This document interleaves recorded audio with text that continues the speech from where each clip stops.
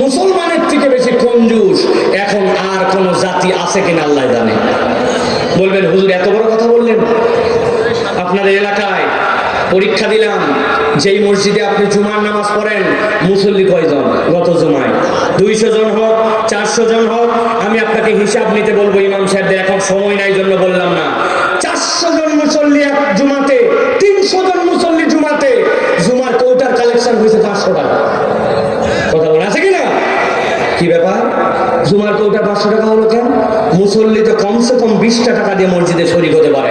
আমি স্টুডেন্ট, আমার টাকা নাই, আমি দিতে পারি না, এই সকল ভক্তর চক্কর কথা বলে। অথচ ওই বন্ধু সহ খাইতে আসছে চায়ের দোকানে, চা খাওয়ার পর বিল দিতে যাবে, বলছে তুই আমার এলাকায় আসতে বিল দিবি না। ওই বলছে তুই দিবি না, তুই দিবি না, তুই দিবি না, ঠেলা ঠেলি ধাক্কা ধাক্কি আছে কিনা? একটা পাঞ্জাবি আয়রন করে 10 টাকা দিয়া, মোবাইলে টাকা ভরায়, ফ্লেক্সি লোড করে, কত কিছু করে, কিন্তু মসজিদে আসলে আর 20 টাকা বের হয় না। কথা বলেন। শপথ করেন আগামী জুমা থেকে মসজিদে কমসে কম জুমার আমল 20টা টাকা দিয়ে মসজিদে শরীক হব। রাজি আছেন? হাতটা একটু তুললে কষ্ট হবে আপনার ভাই। হাত নামান, মনে থাকবে না আপনাদের জানি, কারণ ওই যে একটা কৌটা আছে আমাদের সামনে, ছেড়ে দিবে, কৌটা আগুনের বেগে বার করবে। আমি তো বুদ্ধি বাড়ি করতেছি, ইনশাল্লাহ এটা সারা দেশে আন্দোলন করব। আর কৌটাতে কালেকশন হবে না, ব্যাগ নিয়ে এক ধরনের লোক থাকবে, আপনার সামনে যাবে, টাকা না দেওয়া পর্যন্ত সামনেতে সরবে না। আরো বুদ্ধি আছে, যদি বলে পকেটে টাকা নাই, তাহলে 100 টাকার 20টা নোট নিয়ে রাখবো ওই পকেটে, যে বেটা আদায় করতে যাবে বলবে 20 টাকা হাওলাত দিলাম, নেন, বিকালবেলা ফেরত দিবেন, তাও এর ভিতরে টাকা দেন। ঠিক কিনা ভাই? কেন এত প্রেসার দিয়ে বললাম? 300 মুসল্লি হয়, 20 টাকা দিলে সপ্তাহে 6000 টাকা হয়, 4 জুমায় 24,000 টাকা হয়। 200 মুসল্লি হয়, 20 টাকা করে দিলে 4000 হয়, 4 জুমায় 16,000 টাকা হয়। মসজিদের ইমামের বেতন 5,500 6,000 টাকা। ঢাকার বুয়ার থেকে বেতন কম, অথচ মসজিদ অন্যের দিকে মুখাপেক্ষী। আমরা কন্ট্রিবিউট করলে মসজিদগুলো কারো দিকে মুখাপেক্ষী হতো না। ঠিক কিনা?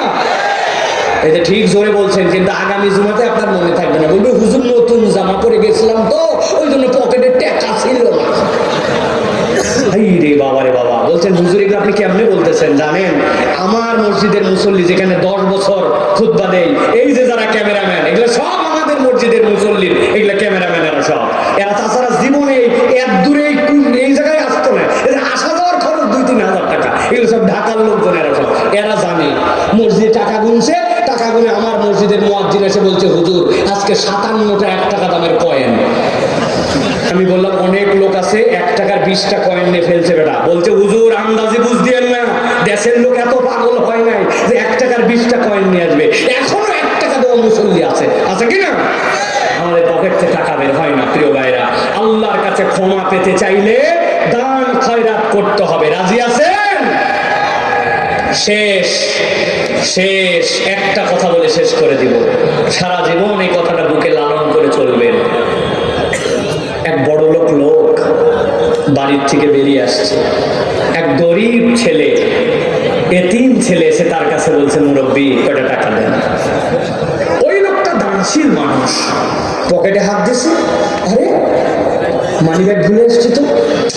মানি ব্যাগ না রাখলেও অনেক সময় খোলা টাকা তো বুক পকেটে রাখে, বুক পকেটেও টাকা নেই, এই পকেটেও নেই।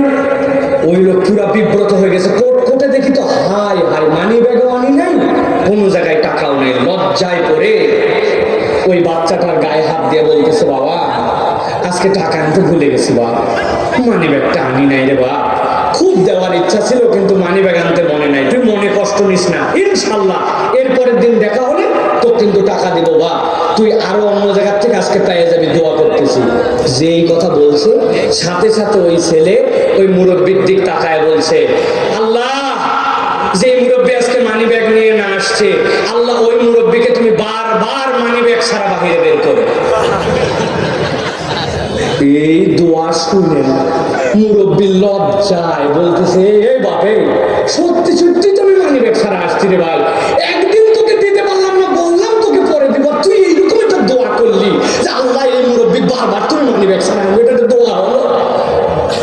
ওই ছেলের চোখ ছলছল হয়ে গেছে, ছলছল করে বলতেছে মুরব্বী আপনি মনে করেন না আপনাকে আমি বদদোয়া করেছি?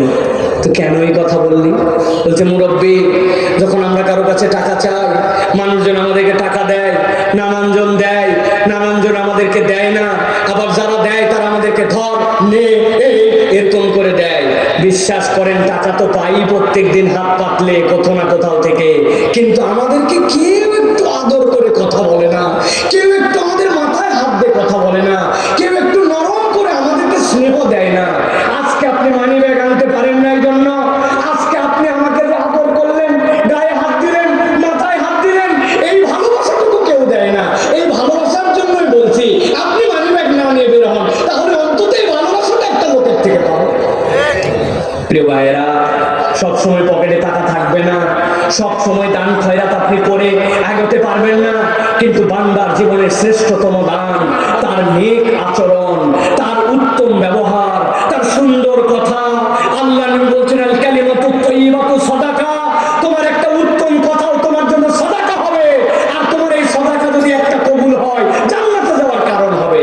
ও ভাই, আসেন না আমরা একটু সুন্দর কথারও দানের ব্যবহার করি, মানুষের সাথে সুন্দর আচরণ করি, যারা অসহায় তাদের গা হাত বুলায় দেয়, আমার সামর্থ্য না থাকলে অন্তত তার পক্ষে একটু দাঁড়াই, যে অসহায় তার পক্ষে একটু আমার ভয়েসটা রেস করি, এটাও আল্লাহর কাছে একটা দান হিসাবে বিবেচিত হবে।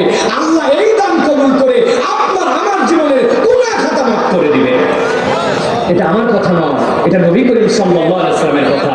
তাহলে আমার কথা শেষ, আমি আবার সামারি করে দেই। দুই পর্বে আপনাদের কথা বলেছি। প্রথম পর্বে বলেছি জাহেলি যুগ এবং ওই যুগের পরিবর্তনে আল্লাহ রাব্বুল আলামিন কুরআনুল কারীমকে নূর বলেছেন। অতএব বিশ্ব পরিবর্তন করতে চাইলে কোরআনের আদর্শ, কোরআনের সমাজ, কোরআনের সংবিধান, কোরআনের দেশ, কোরআনের পক্ষের লোক লাগবে, ঠিক কি না? দুই নম্বর বলেছি যে আল্লাহর বান্দা হিসেবে আমরা গুনাহ খাতা নিয়ে আসি, ওই গুনাহ খাতা মাফ হওয়ার জন্য কমসে কম 5টা উপায় অবলম্বন করতে হবে, ঈমান এবং নেক আমল। দুই নম্বরে বলেছি আল্লাহর কাছে ক্ষমা চাওয়া, 3 নম্বরে বলেছি তওবা, 4 নম্বরে বলেছি তাকওয়া বা আল্লাহ ভীতি, 5 নম্বরে বলেছি দান সাদাকা। এইটার যদি সমন্বয় হয়, সমাজের অসভ্যতা, উচ্ছৃঙ্খলতা, সমাজের মধ্যে অনাচার, সমাজের মধ্যে যেই সকল আমাদের অসঙ্গতি, এইগুলো আল্লাহ রাব্বুল আলামিন দূর করে দিবেন। বলেন আল্লাহুম্মা আমিন। হাদা মা ইনদি ওয়াল ইলমু ইনদাল্লাহ। সুবহানাকাল্লাহুম্মা ওয়া বিহামদিকা আশহাদু আল্লা ইলাহা ইল্লা আনতা আস্তাগফিরুকা ওয়া আতুবু ইলাইক।